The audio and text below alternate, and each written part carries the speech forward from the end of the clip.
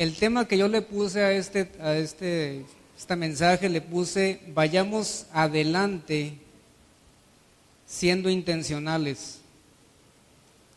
Dice el versículo 1: Simón Pedro, siervo y apóstol de Jesucristo, a los que habéis alcanzado fe igualmente preciosa con nosotros en la justicia de nuestro Dios y Salvador Jesucristo.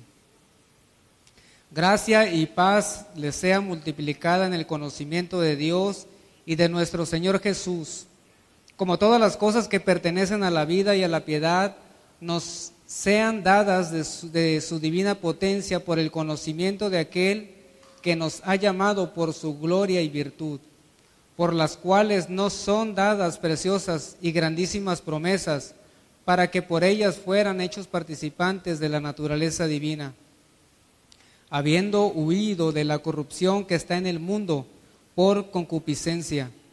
Ustedes también, poniendo toda diligencia por esto mismo, mostrad en vuestra fe virtud, y en la virtud ciencia o conocimiento, y en el conocimiento templanza, y en la templanza paciencia, y en la paciencia temor de Dios, y en el temor de Dios amor fraternal, y en el amor fraternal caridad o amor. Porque si en ustedes hay estas cosas y abundan, no os dejarán estar ociosos ni estériles en el conocimiento de nuestro Señor Jesucristo. Mas el que no tiene estas cosas es ciego y tiene la vista muy corta, habiendo olvidado la purificación de sus antiguos pecados. Señor, te damos gracias en esta mañana por tu amor y tu palabra, Señor, que viene a nuestras vidas. Te pedimos, mi Señor, que abras nuestros ojos, nuestro entendimiento, y nos des, Señor, la humildad para recibir con mansedumbre tu palabra, Señor. Te damos gracias por este tiempo, Señor, y gracias por todo lo que tú vas a realizar en nuestros corazones para la gloria y la alabanza de su nombre. Normalmente cuando estoy en mi casa, cuando estoy terminando la reunión en la congregación, me voy a comer, vamos a comer Aarón y mi mamá, y después de comer, o a veces estoy comiendo y estoy poniendo la plática de los domingos de aquí, porque una de las cosas que me gusta hacer es estar aprendiendo siempre de otras personas, y por lo regular pongo los mensajes de los domingos de esta congregación. Pero en una ocasión Gerson empezó a dar los anuncios, como este anuncio que estaba dando ahorita, y utilizó una palabra que yo no la había escuchado, pero me llamó mucho la atención, y la palabra era intencional. Teníamos que ser intencionales para poder crecer en el Señor, y empezó a animarles a ustedes como congregación. ¿Está bien? Le anoté la palabra, seguí el mensaje, etcétera, más adelante, ¿no? Pero pasan las semanas y veo que Tony se vuelve a parar en esta congregación y empieza a hablar de que tenemos que ser intencionales en la cuestión con la familia. Y eso me llamó también la atención, y volví a marcar esa palabra. Y ya me llamó mucho la atención esa palabra, porque si hay algo que es ser intencional, tiene que ver siempre con Dios. Cuando nosotros vemos las Escrituras, el relato bíblico, dice la Biblia que Dios en su amor y su gracia creó los cielos y la tierra. Él fue intencional. Nadie le dijo a Dios que creara los cielos y la tierra. Creó el mundo, creó al ser humano, creó a la mujer por pura gracia y por puro amor, porque Él tenía un propósito en su corazón, simple y sencillamente. Sin embargo, vemos que el plan y el propósito de Dios de alguna manera se vio parado. ¿Por qué? Porque el ser humano rompe de alguna manera, por causa del pecado, esa relación que tenía con Dios. Si ustedes ven el libro de Génesis, en ese relato van a poder encontrar que hay 4 cosas que suceden por causa del pecado, y la primera es que hay una ruptura con Dios. El hombre ya no se puede relacionar con Dios. La segunda cosa es que el hombre está roto por dentro, el hombre está totalmente incapacitado para buscar a Dios de una manera que Dios está esperando y anhelando. La tercera cosa es que las relaciones interpersonales fueron ya de alguna manera afectadas, y Adán y Eva empezaron a echarse uno al otro la culpabilidad de lo que estaba sucediendo. Y por último, la creación también fue afectada. Sin embargo, vemos otra vez la intención o la intencionalidad de Dios al proveer de alguna manera las vestimentas para este hombre y la mujer, y de alguna manera que no ejecutar el juicio sobre ellos, porque ellos podían haber muerto. Sin embargo, en la gracia de Dios, Dios dice, ¿sabes qué? Un día Él pisará a esta serpiente la cabeza y éste le herirá en el talón. Hablando proféticamente en la cuestión de la provisión que vendría a través de Cristo. Vemos la intencionalidad de Dios cuando la maldad era tan alta, tan grande, que Dios le dolió en su corazón y aún salva así la familia de Noé por medio del diluvio, por medio del juicio que vendría. A veces decimos en tono de broma, decimos, mira, está lloviendo mucho, es un diluvio. Dios los libre de eso, ¿verdad?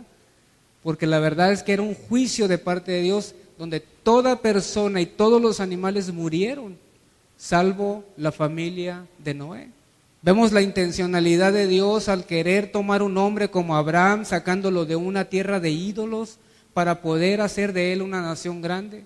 Vemos la intencionalidad de Dios trayendo a unos hombres como a Isaac, como a Jacob, y se hizo ese pueblo que tenía y que estaba en esclavitud en el libro de Éxodo, que vemos la intencionalidad de Dios cuando estos hombres lloraban y clamaban por la esclavitud, y sin embargo Dios provee un hombre para poderlos librar a través de la vida de Moisés. Entonces vemos en todo el Antiguo Testamento de alguna manera cómo Dios está siempre interviniendo, siempre haciendo todo lo necesario para que el hombre pudiera salvarse, pudiera rescatarse. De tal manera que lo vemos en cada una de las cautividades del pueblo de Israel, lo vemos a través de enviando profetas para que le hablen a un pueblo que estaba sordo para oír y estaba ciego para ver las verdades de Dios. Una y otra vez lo vemos la intencionalidad de Dios, cómo Él se reflejaba de alguna manera a través de estos hombres que lloraban y clamaban a Dios, y al pueblo le hablaban con consolación y con amor y con gracia, pero el pueblo estaba duro, el pueblo estaba difícil. Terminamos el libro de Malaquías con unas sentencias muy duras, muy fuertes. Ya lo vimos en el campamento tan duras, que estaba diciendo que un día vendría Dios, si no se arrepentía la gente, vendría y iba a herir la tierra con maldición. Pasa el periodo de 400 años de silencio y Dios vuelve a tener la intención y la intencionalidad de Dios. Manda a un profeta, voz que clama en el desierto, y luego empieza a predicar Juan Bautista, y vemos la intencionalidad de Dios de que aquel Hijo amado y eterno que estaba en toda su gloria viene y se hace como uno de nosotros, como siervo, ¿verdad? De tal manera que vemos de alguna manera cómo Jesús, el Señor Jesús, caminó 3 años por nosotros, entre nosotros. Juan, el evangelista, decía, y vimos su gloria, gloria como del unigénito Hijo, lleno de gracia y de verdad. No solamente vemos la gracia y la verdad de Jesucristo, sino que vemos la entrega, su pasión, su sufrimiento y también su muerte. Pero también vemos que Él resucitó para la gloria de Dios, porque Dios tenía toda la intención de salvar a su pueblo, de salvar a aquellos que creen y confían únicamente en Él. Vemos la intencionalidad de Dios al mandar a su Santo Espíritu a aquellos 120 hombres que estaban y mujeres que estaban orando. Vemos la intencionalidad de Dios, cómo Él está salvando a través de su Santo Espíritu al proclamar la palabra de Dios. Se empiezan a salvar 3,000, se empiezan a salvar 5,000. La persecución, en lugar de frenar la obra de Dios, empezaba a ser expandida a través del libro de los Hechos. Es lo que vemos, pues. Pero vemos siempre eso, que no es un actuar del ser humano, sino que es el actuar o la intencionalidad de parte de Dios. Vemos cómo a través de, aunque las iglesias tenían problemas de herejías y de tantas falsas doctrinas y falsos maestros, vemos la intencionalidad de Dios mandando a hombres para que pudieran hablar al pueblo de una manera directa y clara acerca de los propósitos de Dios para ellos. Prácticamente esto es lo que vemos a lo largo de las Escrituras, de una manera general, de un panorama que podamos comprender siempre debemos de dar gracias a Dios porque Él siempre toma la iniciativa en un caso extremo para nosotros. Gracias a Dios porque Dios siempre toma la iniciativa. Yo a veces escucho a gente que dice, ¿sabes qué? Es que yo ando buscando de Dios. Yo llegué porque yo estaba cansado y un día me decidí llegar a Dios. Pero la verdad es que no es cierto. Si a Dios no le hubiera placido que usted y yo estuviéramos, nunca hubiéramos llegado a Dios. El hombre por sí mismo no puede acercarse a Dios. ¿Cómo lo sabemos esto? En Romanos Pablo dice, no hay nadie que busque a Dios, no hay quien entienda. Sin embargo, cuando uno está en la vida cristiana como nacido de nuevo, la Biblia siempre describe que hay un caminar, que hay un peregrinar, que hay un siempre de estar avanzando. O sea, Dios no nos llama a nosotros en ninguna manera a que recibamos a Jesús y nos sentemos en nuestros laureles, como se dice.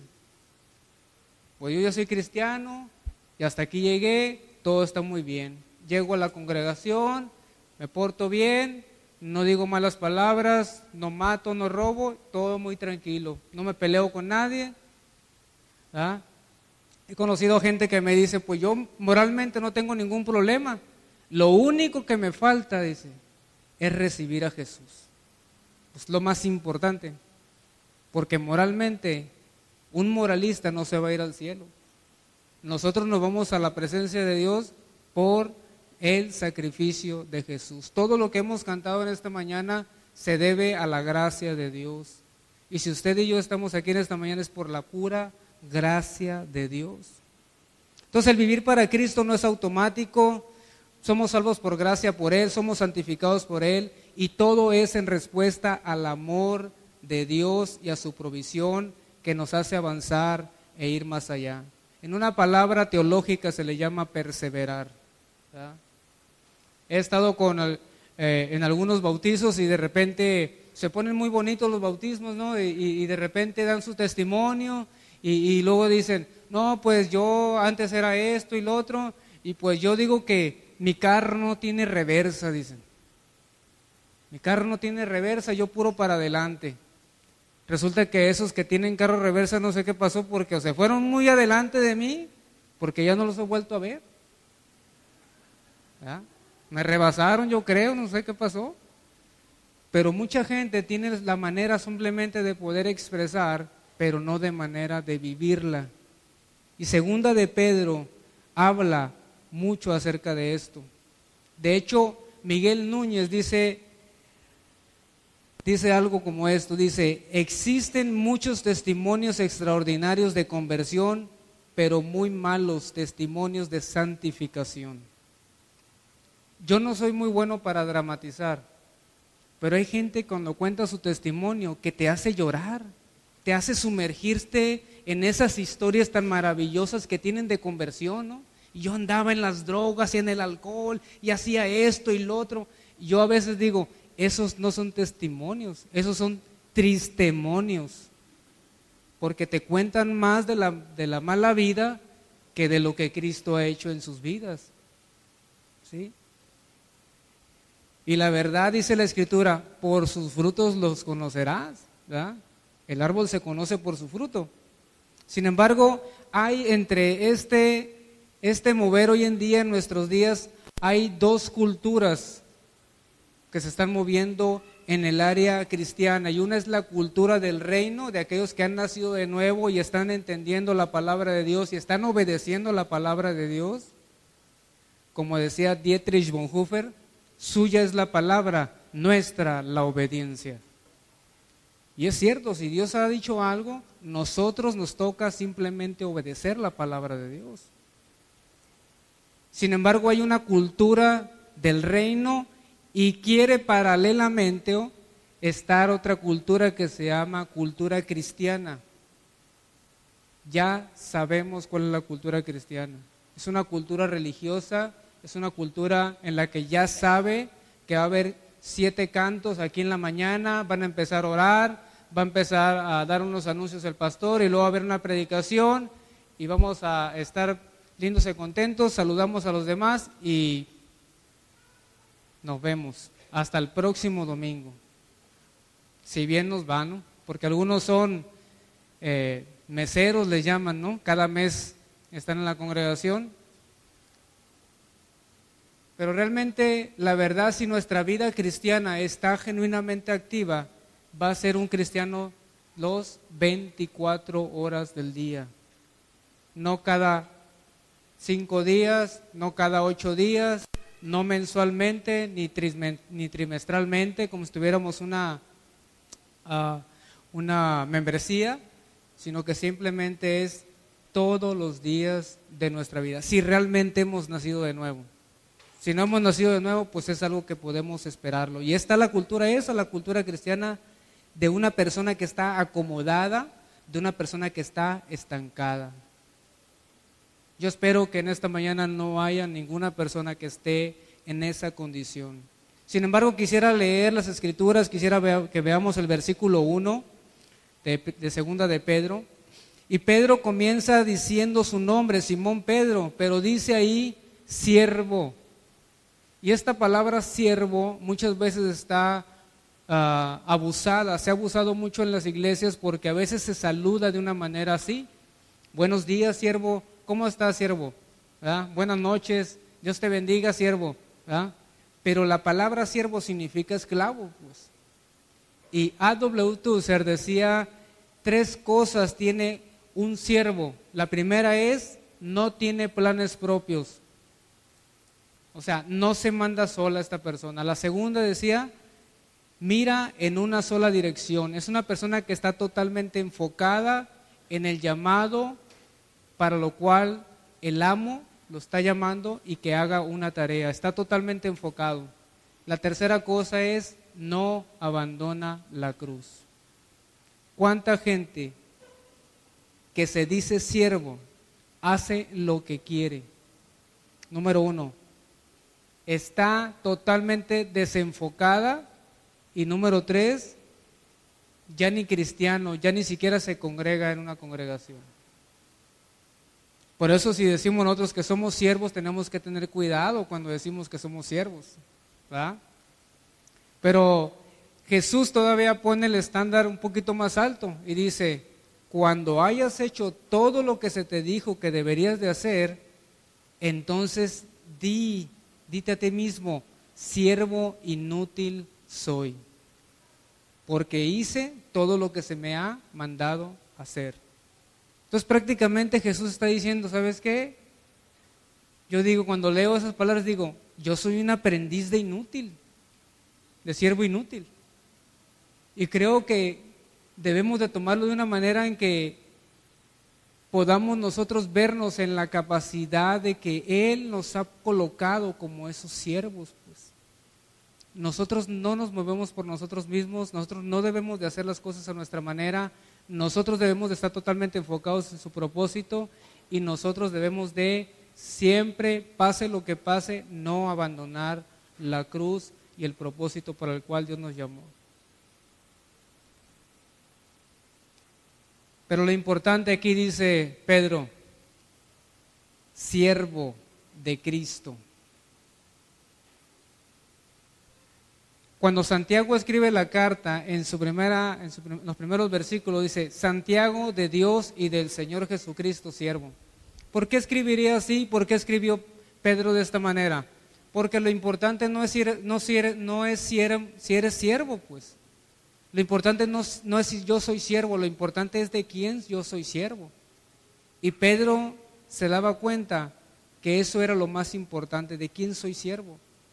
Antes yo no lo sabía, pero antes yo era siervo del pecado. Yo era esclavo del pecado, era esclavo de mis deseos. Y la Biblia describe que toda aquella persona que no es esclavo de Cristo, que no está bajo el señorío de Jesús, está bajo el señorío de otro. A veces no nos gusta pensar en ese aspecto porque decimos, ¿cómo yo voy a ser un esclavo también de Satanás? Pero sí lo describe la Biblia, pues. Y todas aquellas personas que no están dentro del reino de Dios son esclavos del diablo, pues. Yo sé que son palabras muy duras, pero son palabras que vienen en la palabra de Dios para nosotros. Pero gracias a Dios, ahora en el reino de Dios, ahora dejamos, ya fuimos trasladados del reino de Satanás al reino de ¿quién? De su amado Hijo, pues. Y gracias a Dios por eso, porque Él nos ha colocado de esa manera. Gracias a Dios que Él, aún Pedro está diciendo, yo soy siervo del Señor Jesucristo. Pero no solamente soy siervo, sino también soy apóstol, alguien que tiene la autoridad, que ha sido comisionado y que ha sido enviado. Y habría mucho que hablar acerca del apostolado, pero no es el tema en esta mañana. Pedro sigue continuando aquí, dice, a los que han sido alcanzados por la justicia de nuestro Dios, gracias a Dios por la justicia de Cristo, porque en la justicia de Cristo, en la cruz, mostrada en la cruz, usted y yo podemos pararnos ante Dios y ser contados justos por la sangre de Cristo. Gracias a Dios, el juicio nuestro fue en la cruz y no vamos a ir a la presencia de Dios y esperar un juicio para nosotros. Si usted nació de nuevo, usted se va a parar ante el tribunal de Cristo porque Dios le va a pedir cuentas de lo que haya hecho con lo que Él le ha dado. Pero todas aquellas personas que no han rendido su vida a Cristo se van a presentar ante el tribunal blanco y no va a haber apelación, no va a haber ninguna discusión ante Dios, simplemente se va a ver el rollo o los libros y se va a confirmar simplemente que va a ir al lago de fuego. Ahí está en la Biblia, en Apocalipsis. Sin embargo, la justicia de Dios está expresamente para nosotros y no es que la hayamos alcanzado, simplemente esta justicia de Dios nos alcanzó a nosotros.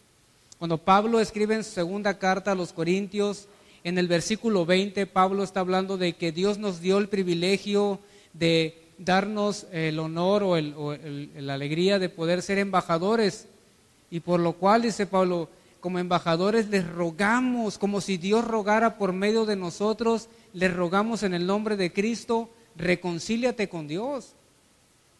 Yo a veces escucho a las personas que dicen, les digo, vamos a compartir el evangelio, necesitas hablar de Cristo, y luego dicen, es que no sé qué decirle a la gente, dice. Imagínense una persona que estudió 4 años su carrera y empieza a trabajar unos 5 años, ya son 9 ahí, empieza a trabajar 5 años ya, y de repente su patrón le dice, oye, pues necesito que enseñes a Juanito a lo que tú sabes, lo que tú has aprendido en 5 años, tu experiencia, y que tú le dijeras al patrón, pues es que no sé nada. ¿Qué creen que iba a pasar? Pues lo iban a correr, ¿verdad? ¿Cómo que no sabes nada? En 5 años no has aprendido, no tienes experiencia, no tienes conocimiento. Pero en la iglesia se da ese factor. La gente tiene 5, 10, 15, 20 años y le dices, oye, para que le compartas a fulano, para que hables tú en tal parte. Yo no sé por qué a veces los puros pastores predican en los funerales cuando deben de ser la iglesia los que hablen. Ellos también tienen la palabra, tienen un mensaje. ¿Cuál es el mensaje? Reconcíliate con Dios. Reconcíliate con Dios. Y luego dice Pablo en el versículo 21, al que no conoció pecado, por nosotros lo hizo pecado, para que nosotros fuésemos hechos justicia de Dios en él.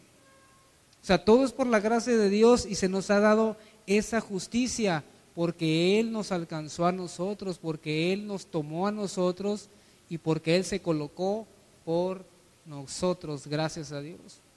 No solamente nos dice acerca de la justicia, sino que nos dice que esta fe que usted y yo tenemos es una fe igualmente preciosa que la nuestra. No porque algunos tengan 5 años o 10 años, son superiores a los que tienen 1 año. Todos tenemos una fe preciosa igualmente. Algunos tienen más madurez, es verdad, pero la fe que tenemos es una fe preciosa, es una fe que debe ser valorada y es una fe que debe ser honrada en el Señor Jesucristo. No hay niveles, no hay clasismo en la iglesia, aunque muchas veces se ha dado ese tipo de cosas, pero según la palabra de Dios no las hay para nosotros, no debe de ser. Versículo 2 nos dice que la gracia y la paz les sean multiplicadas en el conocimiento de Dios y de nuestro Señor Jesucristo. A veces podemos estar expresando que la gracia y la paz sean para alguna persona, pero no vendrá sino a través del conocimiento del Señor Jesús. Y la única manera en donde vamos a poder encontrar el conocimiento de Dios va a ser a través de la palabra de Dios. ¿Sí? No vamos a encontrar el amor, la misericordia de Dios en nosotros y que nos inunde y que sobre todo nos dé la paz, sino es a través de su palabra. No vamos a encontrar reposo, no vamos a encontrar fortaleza, no vamos a poder encontrar alegría para nuestras almas, si no es a través de sumergirnos a la palabra de Dios.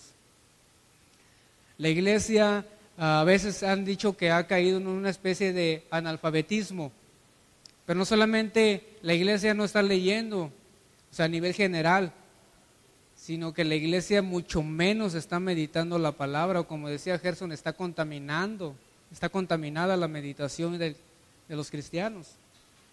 Pero gracias a Dios que Él hace esa provisión de su gracia hacia nosotros, hace esa provisión de su paz hacia nosotros, todo por medio del conocimiento de su palabra. Si requerimos nosotros gracia y si requerimos paz en momentos difíciles, en momentos de las circunstancias que estamos viviendo, necesitamos sumergirnos a la palabra de Dios. Uno de los consejos que yo doy siempre cuando me piden consejería es, yo les digo, ¿qué estás leyendo en la Biblia? ¿Qué te ha dicho Dios en la palabra? Porque el consejo que yo te pueda dar es nada comparado con el consejo de la palabra. Entonces, si vamos a hacer algo, yo te voy a decir algo conforme a la palabra. Porque Aarón se puede equivocar, pero la palabra de Dios no se equivoca. ¿Ok? Entonces, a veces damos muchísimos consejos en todo momento. Si te fijas, todo el mundo son buenos consejeros. Todo el mundo somos consejeros, pero no todo el mundo va al mejor consejero que está en la palabra de Dios.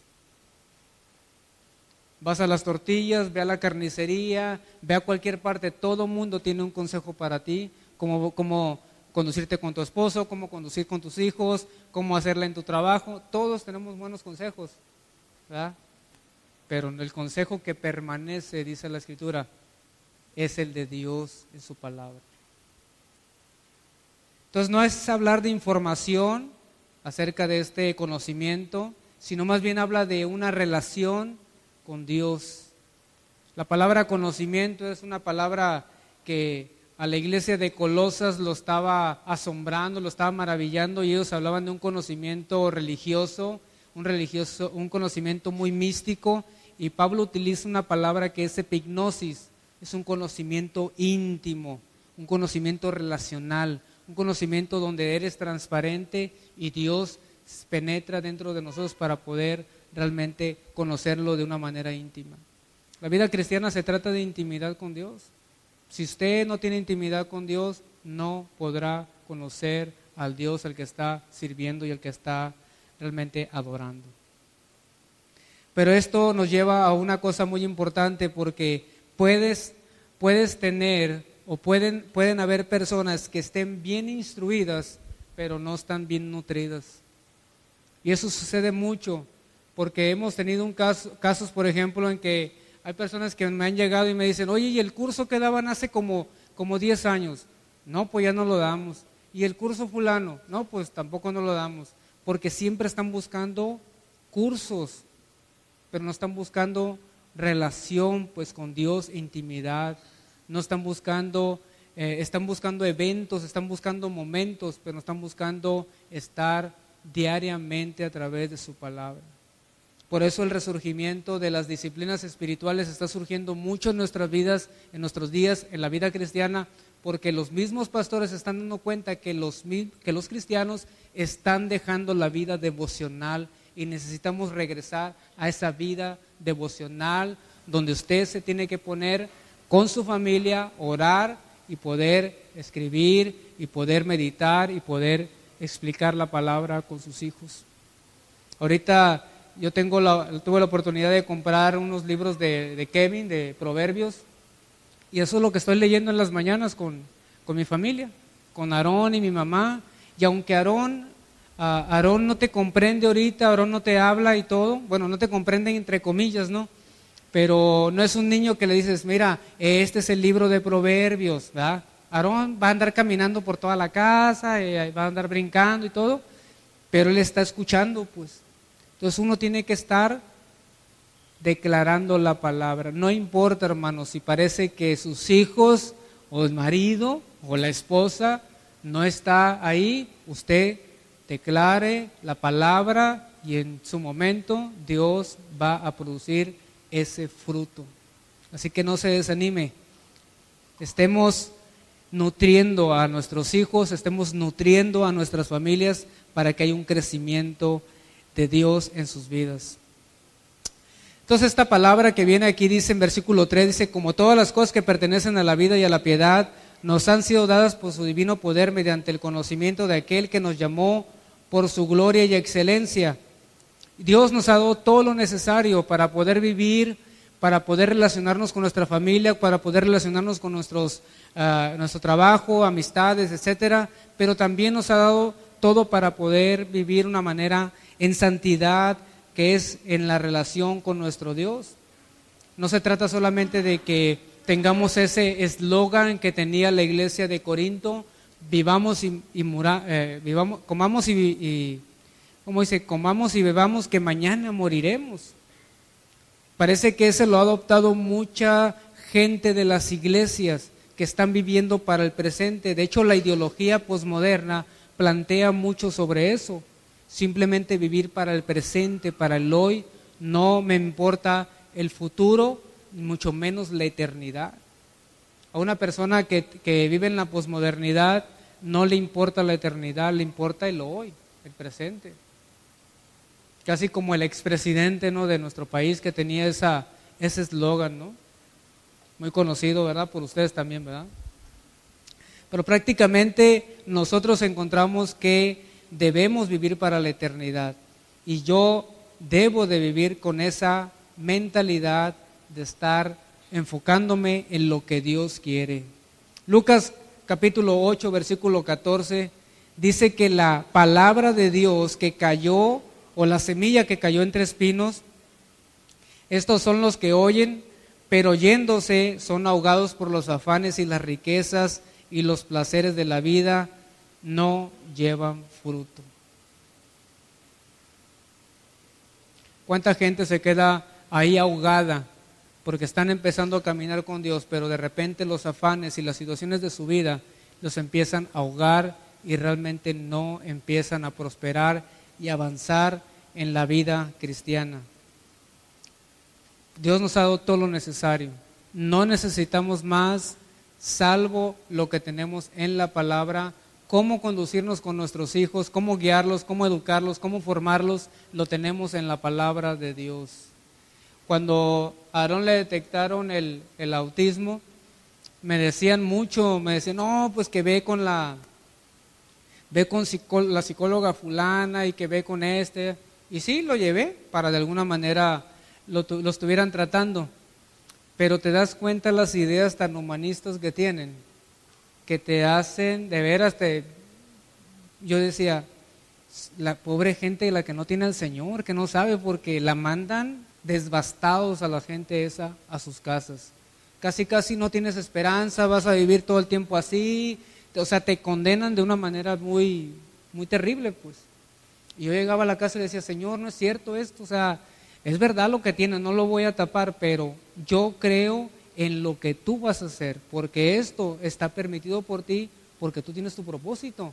Si él nació así, o sea, no fue la condición por la cual salió su embarazo así, sino porque desde el corazón tuyo, tú lo diseñaste de esa manera así, y algo tienes que hacer en tu propósito. O sea, si él te pertenece, yo ya no tengo por qué intervenir, yo voy a hacer lo que es necesario, pero esa es la intervención que tú vas a hacer en él, a lo que yo voy a esperar y voy a confiar. Y sí, lo llevo con las personas que le dan las terapias conductuales de lenguaje y todo eso, la llevo con la doctora para que puedan llevar su medicamento, pero yo no espero en ellos, yo espero en la palabra de Dios pero hago la parte que me toca a mí en esa área que no conozco, ¿verdad? Que no conozco, pero Dios espero que tenga el control en ese aspecto. Entonces Dios tiene todo lo necesario para que podamos vivir de una manera que le agrade a Dios, pero también para que podamos relacionarnos con Él. Nos da su Santo Espíritu, nos da su palabra, nos da las herramientas necesarias para poder orar, buscar su rostro, adorarle, de tal manera que cada uno de nosotros no estamos desprovistos, sino que estamos equipados de parte de Dios. Gracias a Dios por ello. Y sigue diciendo, nos han sido dadas por su divino poder que estaban en Jesucristo. Tenemos todo mediante el conocimiento de Jesús y sobre todo de aquel que nos llamó. Y esto es importante porque el Señor siempre que nos llama, a veces decimos nosotros, ¿por qué a mí? Esa es una situación que nos pone en una encrucijada porque decimos, Señor, ¿por qué a mí? Pues sí, de una manera indigna nos sentimos pequeños porque Dios nos llama, pero mucha gente se queda como un pobre venadito, ¿verdad? Y dice, ¿por qué a mí, Señor? ¿Por qué me llamaste? Si empezamos a decir tantas cosas, a la autoconmiseración, cuando realmente sí es cierto. ¿Por qué nos llamó a nosotros? ¿Por qué estamos parados aquí? Por la pura gracia de Dios, ¿verdad? Pero Él no nos llamó a nosotros porque nosotros tuviéramos la capacidad para hablar. Nosotros no nos llamó porque tuviéramos la mejor inteligencia. Dios nos llamó por su gloria y por su excelencia. Y muchas veces usamos nuestras debilidades como una excusa para servir a Dios. Es que yo no tengo esto, es que yo no sé, es que yo no puedo. Pero realmente lo que estamos diciendo es, ¿sabes qué, Dios? Yo no te creo. Yo no creo que tú puedas usarme, aún con mis debilidades. ¿Sabes qué, Dios? Yo no creo que tú me puedas usar a mí. Prácticamente lo que le estamos diciendo a Dios.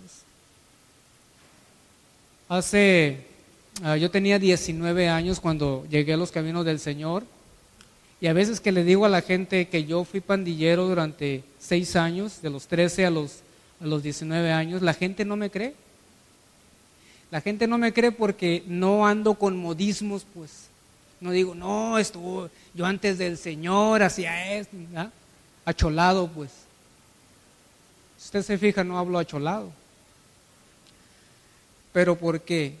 Porque creo que Dios hace su obra en nosotros. Y yo respeto, ¿verdad?, a los que han salido de esos círculos.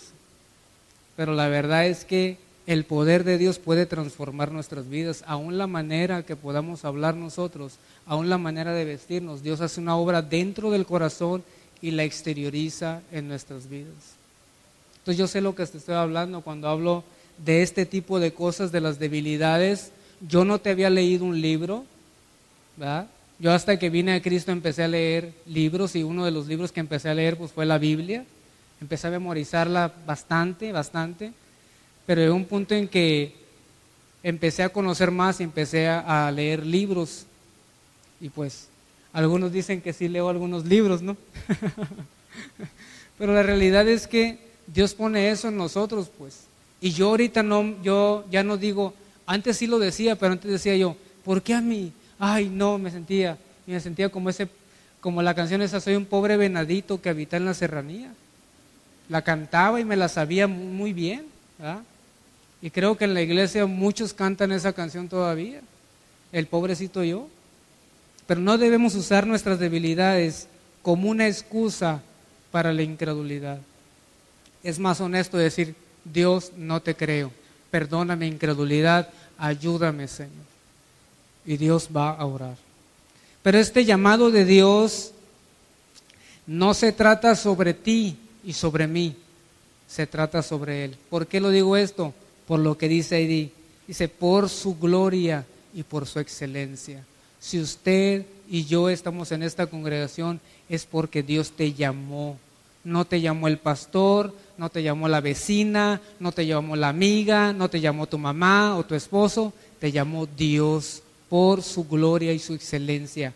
Y si hay una invitación y si te dicen que sabes que Jesucristo, y te empiezan a decir las cosas, tú debes de captar y decir, Señor, ¿eres tú utilizando esta herramienta para lo que tú me estás llamando y colocando, Señor, por su gloria y excelencia. La gloria habla de peso, de honra, habla de relevancia, habla de su reputación y habla de la estimación de quién es Él. Y la palabra excelencia habla de hombría, que es una virtud de parte de Dios. Hace algunos años salió una película aquí en nuestro país. Nuestro país ha dado buenas películas los últimos años, pero esta película era muy galardonada. La crítica decía, oh, tiene buena dirección, oh, los actores excelentes, qué fotografía, y empezaban a dar tantas vivas y glorias para la película. Sin embargo, un crítico no cristiano dijo, sí es cierto, la película tiene muy buenas cosas, escenografía, fotografía, tiene buenos actores, pero lo que no veo en esa película, en la película de Roma, específicamente hablando, dijo, no veo en esa película al hombre. Y yo creo que les comenté a Gerson y a Tony de esa crítica, porque el hombre no aparece, pues, y es el típico hombre mexicano, hablando en general, la mujer llevando todas las situaciones de su casa con sus hijos, ¿verdad? Pero el hombre desaparece del plano total de la película. Y así es en muchos hogares. No se ve la verdadera hombría del hombre.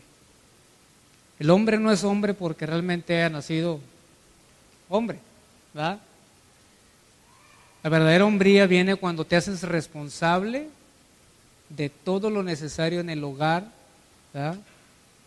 Y habría mucho que hablar de esto, pero yo creo que va a venir ya Kevin Swanson a hablar de esto próximamente. Pero es interesante que esa palabra la utiliza para mostrar a Jesús. Si queremos ver a un verdadero hombre, si queremos conocer a un verdadero hombre, tenemos que ir a la palabra de Dios con Jesús. Las mujeres a veces dicen, ay, es que encontré un hombre, y está bien, nos enamoró de su marido, gloria a Dios, qué bueno. Pero tu marido se va a convertir en un verdadero hombre, está en el proceso, pues, está en el proceso para convertirse en aquel como Cristo Jesús. Y a veces le demandamos también el otro extremo, le demandamos mucho a nuestros hombres para que se parezcan a Jesús. Ten misericordia de tu marido, ten misericordia de tu hombre, porque está en un proceso de santificación para ser como el verdadero hombre Jesucristo. Pero gracias a Dios tenemos un modelo, gracias a Dios tenemos un modelo en el cual podemos estar, y Jesucristo se muestra que es por su gloria y su excelencia que viene todo esto. Versículo 4, por medio de las cuales nos ha dado preciosas y grandísimas promesas, y estas promesas nos vienen a nosotros que son preciosas, pero también son grandísimas, y tenemos muchas promesas y tenemos estas palabras en las Escrituras para con nosotros, de tal manera que muchas veces nos olvidamos de que tenemos esas preciosas y grandísimas promesas para nuestras vidas. Y empezamos a quejarnos y empezamos a murmurar y empezamos a criticar. Y en una ocasión, yo me acuerdo, estábamos en mi casa, estábamos comiendo, mi esposa me empezó a decir, oye, me dice, ¿cómo te quejas tú? Y le dije, pues, ¿cómo me habla a mí? Si soy el pastor, ¿cómo va? Y me dice ella, ¿te quejas mucho? Me dijo. No es cierto. Y me empecé a defender mucho, pues me empecé a defender. Y un día llegamos a la casa y ella me dijo, ¿te quejas mucho, Aarón? No me quejo nada. Mira, aquí está la prueba. Y sacó el celular donde me había grabado en audio. Y empezó el audio a decir, mira el del triciclo ese. Ay, mira, se pasó el alto. Y mira, para todos tenía yo. Para todo, no dejaba a nadie en sentido. pero yo no me daba cuenta pues de la murmuración, de la crítica que había ahí. En lugar de estar meditando en la palabra de Dios, dije yo, qué vergüenza. Le pedí perdón al Señor, le pedí perdón a ella, pero fue algo que quedó ya, me dejó marcado, la verdad. Pero es algo que debe de ponernos a pensar cuántas veces nosotros estamos en un aspecto también así, de estar murmurando en lugar de estar descansando en las promesas de Dios y en el cuidado de Dios para nuestras vidas. Dios siempre va a estar comprometido con su palabra y necesitamos conocerla, pero necesitamos también convivir con ella para que podamos estar conviviendo con Dios. La palabra que usa aquí Pedro utiliza, los adjetivos son preciosas, pero también utiliza la palabra grandísimas que tenemos a través de las promesas de parte de Dios. Pero bueno, vayamos ya a la cuestión práctica para nosotros, porque Pedro en estos versículos del 1 al 4 estaba estableciendo simplemente lo que habría de hablar en los versículos del 5 al 7, que es hablar de una persona que está dentro de la cultura del reino, una persona que está caminando en la verdad de Dios, una persona que ha nacido de nuevo, y es a ellos a quien les está animando de alguna manera. Versículo 5 dice: ustedes también, poniendo toda diligencia por esto mismo, añaden a su fe virtud, y a la virtud conocimiento. Bueno. La versión Nueva Traducción Viviente dice: en vista de todo esto, esfuércense al máximo por responder a las promesas de Dios, complementando su fe con una abundante provisión de excelencia moral, la excelencia moral con conocimiento. Esto porque a veces podemos decir, bueno, es que yo tengo que añadir, ¿verdad?, a la virtud conocimiento. No, Dios nos ha provisto todo, nos ha dado todo lo necesario. Lo único que tengo que hacer es suministrar lo que me está pidiendo Dios para que yo realice. Yo ya no puedo fabricar nada, yo no puedo crear nada, todo ha sido provisto por la gracia y la misericordia de Dios. Entonces tengo que responder a este amor, tengo que responder a esta gracia haciendo esto, y necesito poner atención y necesito enfocarme para poder redireccionar en cómo está mi vida. Lo primero que dice aquí es virtud. Habla de excelencia, ya lo vimos, habla de hombría, habla de valor que debemos de tener. Y en el siglo XIX había un hombre llamado Henry Thoreau. Este hombre vivía en Nueva Inglaterra y este hombre era un gran activista, y él se enteró que el dinero que se estaban dando para pagar los impuestos estaban utilizándolos para la esclavitud. Entonces él va al gobierno y le reclama, que el gobierno lo que hace, en lugar de escucharlo, lo meten a la prisión. Su amigo Emerson va y lo visita a la cárcel cuando se entera y le dice: pero Henry, ¿qué estás haciendo aquí en la cárcel? ¿Por qué estás aquí? Y le dice Henry: no, ¿tú qué estás haciendo ahí afuera? Tú también deberías de estar aquí adentro. Hermanos, los tiempos en que estamos viviendo, donde hay una cuestión política y social en nuestro país, sobre todo todas las ideologías que se están cerniendo a nivel nacional, nos van a llevar a un punto en que te tienes que parar o te vas a doblegar ante la cultura. No hay otra. Aquí se va a demostrar quiénes son los verdaderos cristianos, ¿verdad? Los que van a decir: sí, estoy en contra del aborto, sí estoy en contra de ese matrimonio, ¿verdad?, homosexual. Y tantas cosas que hay, tantas aberraciones que hay, pero se tienen que parar, hombres y mujeres, para poder ser determinados en los momentos históricos en los que estamos viviendo. Esto no viene de hace 5 años, esto viene de muchos años atrás, pero que hoy, que se ha venido gestando y hasta hoy está dando el fruto. Pero la iglesia se tiene que parar y se necesita verdadera hombría. Esta virtud, con esta virtud para poder manifestar quién es verdaderamente Dios. cuando usted y yo nos paramos para poder decir, ¿sabes qué? Estoy en contra de eso, porque dice la palabra de Dios, tú estás haciendo luz en medio de la oscuridad. Y esa es una realidad. Pero si la iglesia no se para, la iglesia no muestra la valentía, entonces ¿quién se va a parar? Se van a parar aquellos que tienen esa virtud. Y Dios dice, a tu fe, ya naciste de nuevo, a tu fe ahora añádale virtud, que la gente pueda ver a través de tu vida y de mi vida quién es realmente Dios. Pero a la virtud le tienes que suministrar conocimiento. Ya dijimos que el conocimiento no es llenarse de información, sino más bien es entendimiento y sabiduría. Mucho del libro de Proverbios habla de entendimiento y habla de sabiduría, que vienen solamente cuando descansamos a la luz de la palabra de Dios. La sabiduría es ver las cosas desde el punto de vista de Dios y no del nuestro. Por eso mucha gente comete muchos errores, porque no van a la fuente de la sabiduría, que es la palabra de Dios, y toman decisiones totalmente contrarias a la palabra de Dios.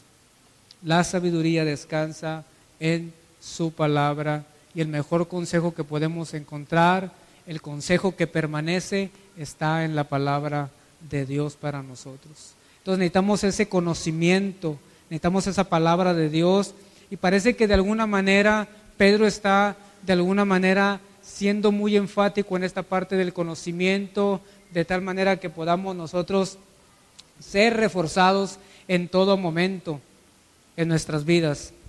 El Salmo 119, en el versículo 97 al 104 dice: oh, cuánto amo yo tu ley, todo el día es ella mi meditación. Me has hecho más sabio que mis enemigos con tus mandamientos, porque siempre están conmigo. Más que todos mis enseñadores he entendido, porque tus testimonios son mi meditación. Más que los viejos he entendido, porque he guardado tus mandamientos. De todo mal camino contuve mis pies para guardar tu palabra. No me aparté de tus juicios, porque tú me enseñaste. Cuán dulces son a mi paladar tus palabras, más que la miel a mi boca. De tus mandamientos he adquirido inteligencia, por tanto he aborrecido todo camino de mentira. Todo viene a través de la palabra de Dios para nosotros. En el versículo 6 dice Pedro, sigue diciendo que al conocimiento a la sabiduría debes de suministrarle dominio propio, y al dominio propio paciencia, y a la paciencia piedad.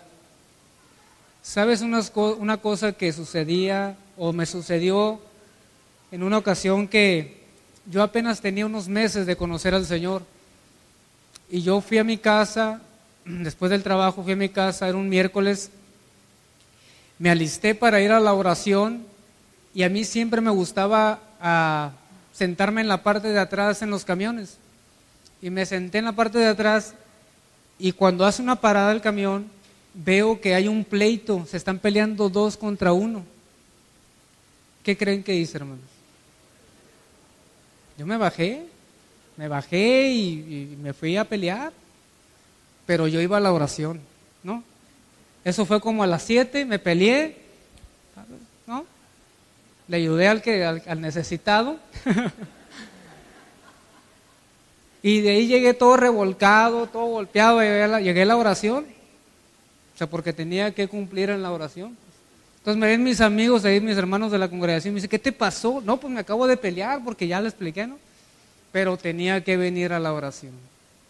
O sea, yo no tenía dominio propio, pues, ¿verdad? Que es una cuestión, porque yo era muy impulsivo, pues yo entraba muy rápido en los pleitos, pues. Lo mío eran los pleitos. Y no lo digo con mucha honra, pero la verdad es que empezamos a caminar, yo entendí que no era por ahí la cuestión de hacer eso, y en una ocasión estábamos en una tienda comercial y había una persona, un homosexual, no porque lo fuera de esta manera, pero había una cuestión en él que yo decía, este cuate está bien endemoniado. Porque él empezó a decirle cosas a mi esposa, porque él empezó a decir, oye, estoy fea, le decía. Y le empezaba a decir una serie de cosas, a ella como que le tenía envidia a Gary. Entonces yo dije, este va con todo, va a querer golpearla. Entonces lo que hice yo, santo, entonces lo que hice yo fue hacerla a un lado a ella y me puse ahí y él ya se tranquilizó. Pero me dice mi esposa cuando llegamos a la casa, me dijo, de veras, me dice, no sé qué pasó, me dice, pero yo creo que sí le hubieras pegado, ¿verdad? Me dice. Y en otro tiempo yo creo que no le hubiera dejado terminar una palabra a este hombre, ¿no? Pero te das cuenta cómo es que Dios tiene que empezar a trabajar en uno. Y no te estoy hablando de que fueron meses de esto, fueron años en que Dios ha tenido que trabajar en el dominio propio para que podamos de alguna manera.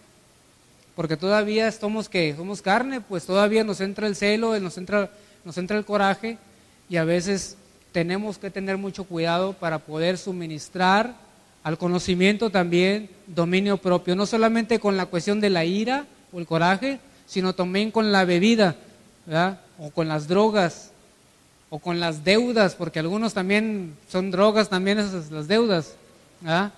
Y estás con la tentación, y hablando de los libros, el día de ayer, me decían ellos, los que venían conmigo, ay Aarón, de veras te admiro, porque te paseabas entre los libros y veías y no compraste ningún libro. Y me decían en tono de broma, pero para mí también es un logro no poder comprar libros, tener ese tipo de dominio propio. Pero gracias a Dios que Él nos pide a nosotros que tengamos dominio propio y Él lo puede hacer a través de su Santo Espíritu.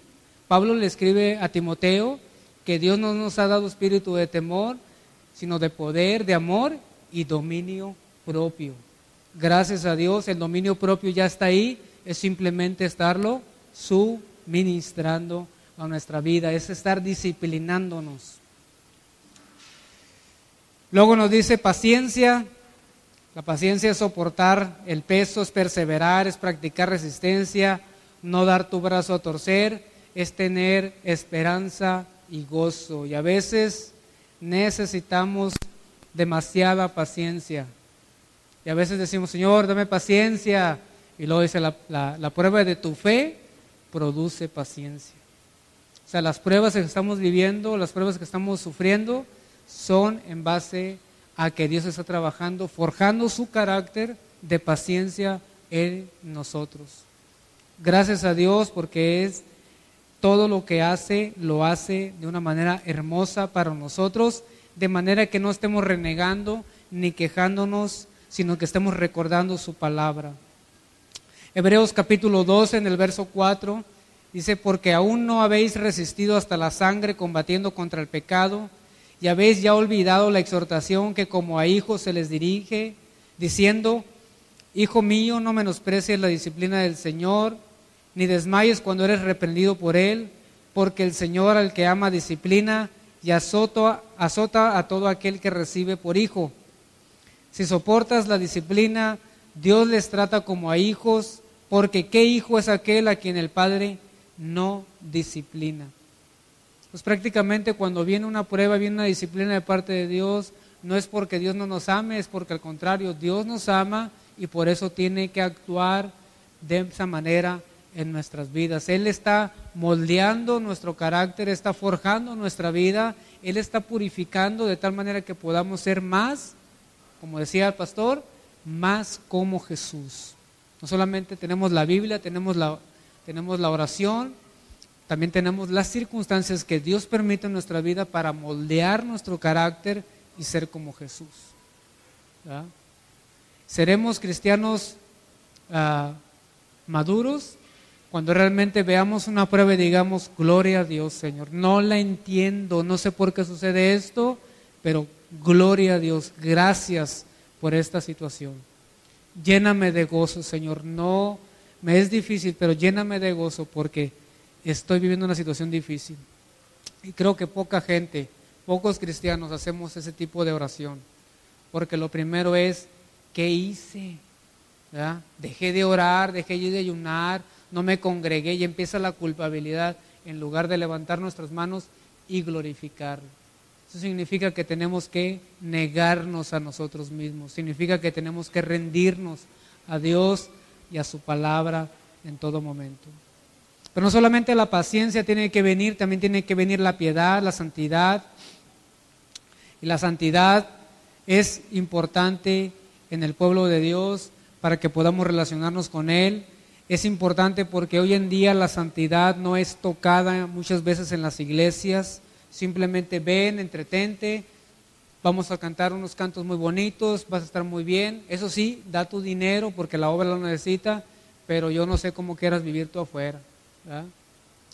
Hay pastores que dicen, yo soy tu pastor en esta congregación, pero saliendo de ahí yo ya no soy tu pastor, cuando realmente no debe de ser así. Y prácticamente la piedad no es solamente ser piadoso o ser santo en la congregación, sino ser santo las 24 horas del día. No es que nos pongan en un altar, ¿verdad? Mira el San Aarón, ¿verdad? O el San Javier, no, sino que realmente nuestras vidas estén mostrando las gracias de Jesús, las excelencias de Jesús, para que otros puedan ver nuestra vida y quieran ser también o tener lo que nosotros tenemos, que es a Cristo. Nosotros no tenemos una religión, ¿verdad? Nosotros tenemos un libro y tenemos la palabra de Dios, que es el Señor en nuestras vidas.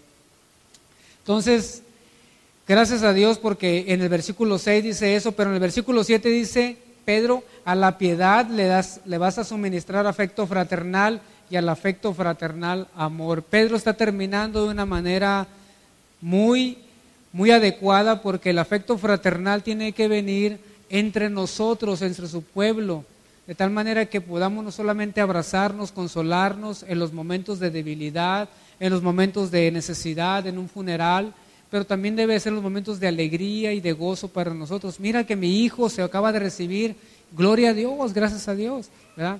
Mira que estoy pasando una debilidad, pues déjame orar por ti, y de alguna manera se está fomentando la cuestión del amor fraternal que hace mucha falta entre nosotros. Pero ese afecto fraternal no vendrá si lo último. Y Pedro está terminando con esto diciendo el afecto fraternal, el amor. Cuando uno entraba al templo y para poder bajar a donde estaba el altar, los sacrificios, donde estaban matando los animales, bajabas los escalones con un cántico gradual, un salmo. Bajabas cantando los salmos, pero cuando bajabas el último escalón, te encontrabas con el altar del sacrificio. Por eso algunos esta escritura lo toman como una escalera hacia arriba, cuando debería ser una escalera hacia abajo, porque el altar del sacrificio del amor habla de entrega, y es ahí donde nosotros tenemos que ponernos nosotros, totalmente por amor, por lo que Cristo ha hecho por nosotros. Nosotros servimos por amor y por entrega a Él. Empezamos diciendo que Pedro se consideraba un esclavo, que era un siervo, pero era un siervo por amor. En el Antiguo Testamento, cuando un esclavo terminaba su ciclo de 7 años de servirle al amo, él decía, amo, estoy muy contento de servirle, yo y mi familia, pero queremos servirle por siempre. Entonces el amo agarraba al esclavo y lo ponía en uno de los postes y le hacía un hoyo, horadaba su oído, su oreja, y le ponía una lesna y le ponía como propiedad del amo. Cuando dice en hebreo, dice, sacrificio y ofrenda no quisiste, me preparaste cuerpo. Y luego dice, has horadado o has abierto mis oídos. Está hablando Cristo, porque Cristo fue el siervo incansable de Dios. Es nuestro ejemplo, pues. Prácticamente nosotros ahora somos siervos, no por fricción, ¿verdad? No porque se nos está poniendo un cuchillo en la espalda, sino porque realmente estamos nosotros haciéndolo en gratitud y en amor por lo que Él hizo por nosotros en la cruz. Sirvamos en amor en base a lo que Él hizo por nosotros. Tenemos que suministrar ese amor y empapar de ese amor a todo lo que hacemos. Y ese amor es un amor ágape, es un amor incondicional, es un amor que va de entrega y que va mucho más allá. Pero Pedro sigue continuando aquí, sigue hablando aquí en los versículos del 8 al 9, habla de una cultura cristiana y Pedro dice de estas personas que al menos hay 4 cosas que tiene esta persona. Está hablando que debemos de suministrar, pero dice, dice, porque si estas cosas están en ustedes y abundan, no dejarán de estar ociosos ni sin fruto en cuanto al conocimiento de nuestro Señor Jesucristo. Hay 2 palabras ahí que utiliza Pedro para describir a aquellas personas que están culturalmente en la iglesia. La primera es ocioso. Una persona ociosa. Dios nunca va a llamar a una persona ociosa, siempre va a llamar a una persona que esté activa, que esté ocupada, que esté haciendo la obra. Jesús decía, lo que veo hacer a mi Padre, eso también hago. Hasta ahora mi Padre trabaja y yo también trabajo. Y Pablo decía, el labrador para participar de los frutos debe trabajar primero. Entonces, una de las cosas, si nosotros no estamos suministrando, podemos caer en una condición de ser una persona ociosa que no tiene propósito. La segunda cosa que dice aquí Pedro es que es estéril. O sea, dice que puedes estar sin fruto. Y esto es una evidente, debe de ser una evidencia, el fruto debe ser una evidencia de Cristo en mi vida. No se trata solamente de decir, yo soy cristiano, pero realmente, ¿verdaderamente eres cristiano? ¿Verdaderamente se refleja el fruto del Espíritu en tu vida? ¿Cuál es el fruto del Espíritu? Paz, gozo, amor, bondad, fe, mansedumbre, templanza. O sea, la gente puede decir, ¿es cristiano porque se comporta? ¿O porque realmente en los momentos difíciles resulta la paciencia, hay paz, hay gozo? Una de las cosas donde tú puedes ver esta cuestión mucho del fruto del Espíritu, yo lo veo mucho en los funerales, cuando muere un ser querido.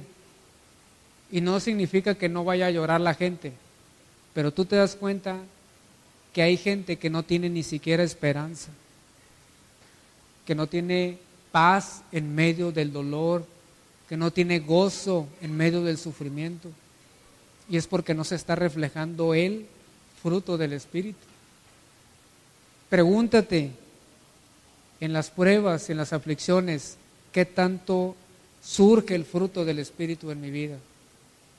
Porque es en los momentos donde todo está muy bien, que no va a aparecer, pero en los momentos difíciles es donde se va a mostrar si verdaderamente estamos dando fruto. Y si no, dice Pedro, esta persona es una persona sin fruto, estéril, que no está suministrando nada. Pero es estéril en cuanto al conocimiento de nuestro Señor Jesús. Prácticamente esta persona no conoce la palabra de Dios, no conoce sus caminos. La tercera palabra que utiliza Pedro aquí es corto de vista y ciego.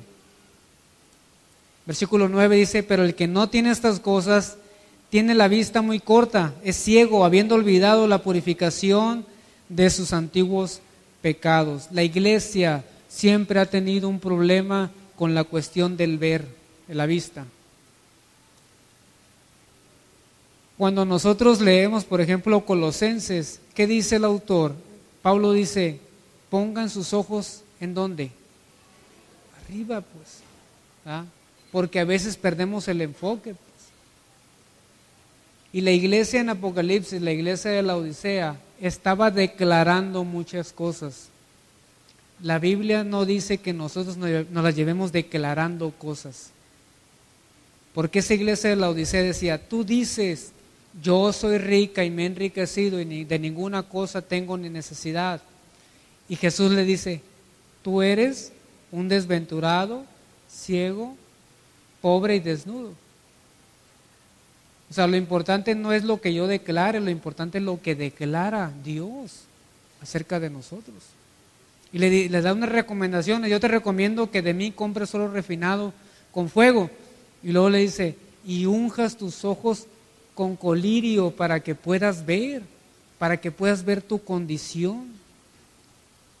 Y necesitamos que Dios, si estamos en esta condición de cortos de vista, de no ver, ¿verdad?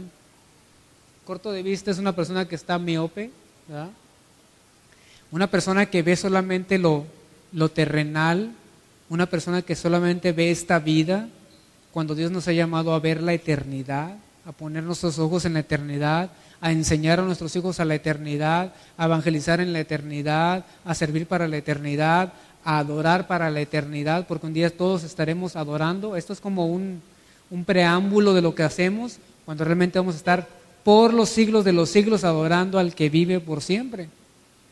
Entonces tenemos que tener esa perspectiva de la eternidad, y un corto de vista simplemente va a ver todo lo que está, como dice Eclesiastés, debajo del sol. Debajo del sol nada más. Comer, dormir, trabajar, qué frustrante, qué triste, decía él. No hay nada más. Pero realmente sí hay algo más, y es la eternidad con Dios. Entonces, este corto de vista y ciego necesita recobrar la vista.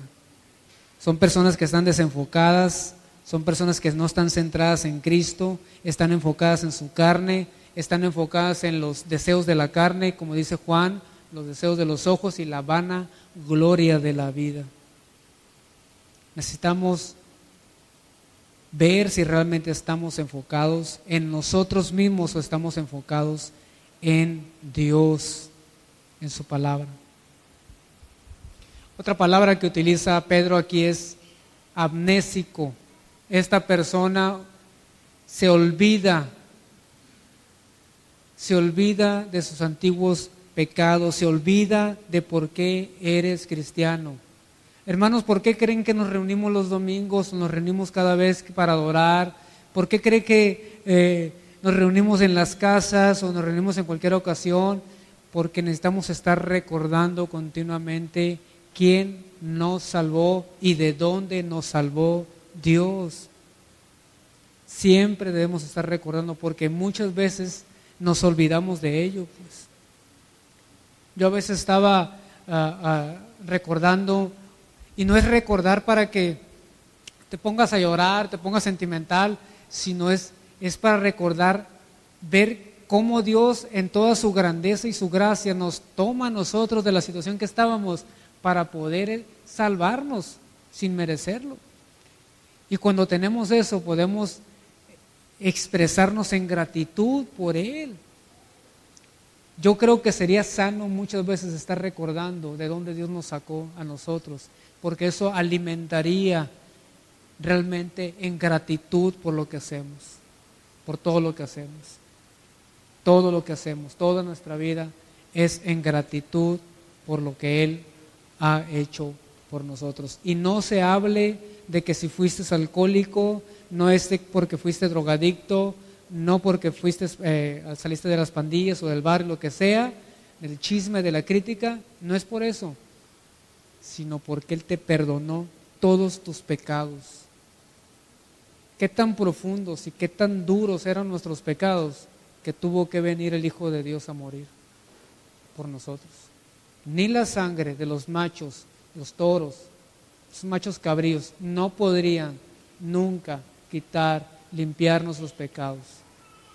Los limpiaba, sí, era un momento, año tras año, pero solamente la sangre de su Hijo los quitó nuestros pecados. Los quitó. Ya no están nuestros pecados. Ahora hay libertad para adorarle, hay libertad para estar con Él y poder estar por siempre en toda la eternidad. Para los de la cultura del reino, quisiera decirles que debemos de ir más allá, debemos de estar caminando hacia adelante. Debemos de ser intencionales en ese aspecto de poder estar suministrando todos los recursos que Dios nos ha dado para avanzar en el propósito y en el cumplimiento de Dios. Tenemos todo, tenemos sus promesas, tenemos que son preciosas, que son grandísimas. Todo nos ha sido dado por su gracia. Tenemos su Espíritu Santo, tenemos la palabra, tenemos todos los medios para ello, para seguir creciendo.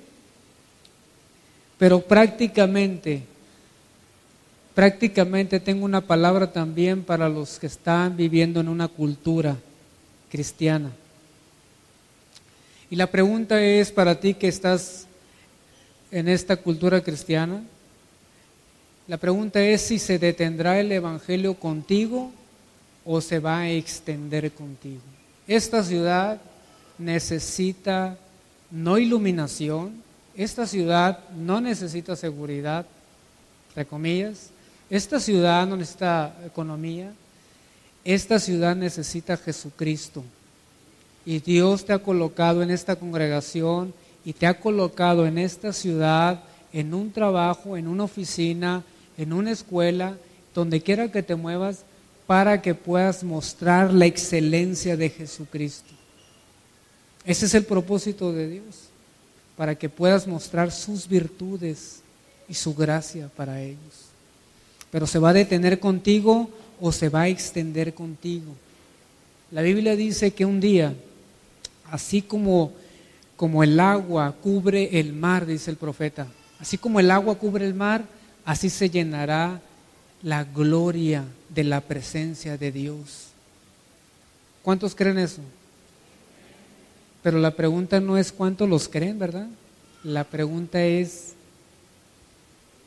¿Dios lo va a hacer a través de mí? La pregunta es, ¿qué papel voy a jugar yo en este mover de Dios que va a hacer en esta ciudad? Porque a veces no lo vemos de esa manera. Todo lo tiene que hacer el pastor, algunos de esta congregación, algunos que sí saben más que yo. Dios te ha dado algo a ti, hermano, hermana, para poder proclamar su palabra. Y Dios nos va a pedir cuentas a nosotros de eso. Al pastor le va a pedir cuentas de las ovejas, pero a ti te va a pedir cuentas de lo que ya Dios te ha dado, prácticamente. Y muchos de aquí tienen más tiempo donde puedan expresar. Simplemente creámosle a Dios, confiemos en Él y Dios va a hacer esa obra a través de nosotros. Entonces Dios está comprometido con su gloria y su grandeza sea glorificada.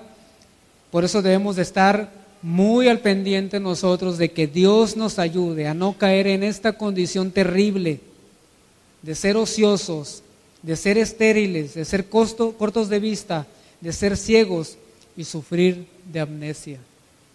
Como decía un autor por ahí, la gran comisión es una necesidad grande. Tenemos una necesidad grande a través de compartir el Evangelio, pero esta gran comisión es clara: Cristo vale la pena. Hermanos, el sufrimiento de ustedes, las lágrimas de ustedes, el trabajo de ustedes, todo es necesario porque Él es digno. Cuando usted piense en el sufrimiento de usted, cuando usted piense que esté bien cansado, cuando usted piense que ya no puede más, Dios es digno de todo eso. Y Él debe de llevarse toda la gloria y toda la alabanza a través de esto. Oremos al Señor. Señor, te damos gracias en esta mañana. Gracias por tu infinito amor, Señor. Te pedimos, mi Señor, para que nos ayudes como iglesia a valorar, Señor, todo lo que tú nos has dado. Tenemos tanta riqueza en tu palabra, tenemos preciosas y grandísimas promesas, Señor. Señor, que podamos a través de la obra de tu Espíritu estar suministrando una y otra vez a nuestra fe virtud, a la virtud conocimiento, al conocimiento dominio propio, Señor. Danos sensibilidad como iglesia, Señor. Yo te pido específicamente por aquellos que están caminando dentro de esa cultura del reino, Señor, para que fortalezca sus corazones, para que los sigas moldeando al carácter de tu Hijo Jesús. Y por aquellos, Señor, que no están dentro de la cultura del reino, sino en la cultura cristiana, llévalos, Señor, por tu gracia y por tu amor, llévalos a una decisión y vean ellos la condición en la que se encuentran, Señor. Tan terrible delante de ti, Señor. No delante de la congregación, delante de ti, Señor. Siendo estériles, ociosos, siendo ciegos y cortos de vista. Ten misericordia, Señor. Y ayúdanos, Señor, a realmente como todos, como una sola congregación, como un solo hombre, poder ir a las plazas, a las calles, en las oficinas, en las escuelas, en todo lugar y en todo momento, exaltar tu nombre y predicar tu glorioso nombre, y que las personas puedan ver las excelencias y las riquezas de tu amor y de tu gracia. Yo oro por esta congregación y por su pastor, Señor, que la palabra siga corriendo, siga fluyendo de acuerdo a tu plan y tu propósito. Gracias por tu amor, Señor. Amén.